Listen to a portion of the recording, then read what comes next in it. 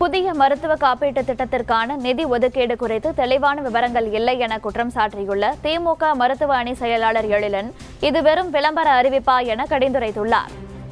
நாங்கள் 25 லட்சம் ரூபாய் வரைக்கும் நாங்கள் காப்பீடு திட்டத்தில் நாங்கள் சமோஷட் கொடுப்போம் சொல்வது அடிப்படையிலே இந்த 4 கேள்விகளை அவங்க பதில் சொல்லணும். ஒன்று, ஒரு கார்டுக்கான பிரீமியம் எதோட அதிகப்படுத்த போது நீங்கள் 25 லட்சம் சமோஷட்னா நீங்கள் எவ்வளோ ரூபாய் நீங்கள் ஒதுக்கீடு அதிகப்படுத்த போகிறீங்க? 1200 கோடி ரூபாயிலேருந்து 4000 கோடி ரூபாய் வருஷத்துக்கு ஆண்டுக்கு நீங்கள் இன்க்ரீஸ் பண்ண போகிறீங்களா? 3, நீங்கள் கொடுக்க வேண்டிய பேக்கேஜ் ரேட்ஸ் ஒரு ப்ரொசீஜருக்கான பேக்கேஜ் ரேட்ஸ் விரிவுபடுத்த போகிறீங்களா? இல்லை number of private hospitals empanel பண்ண போகிற அதிகரிக்க போகிறீங்களா?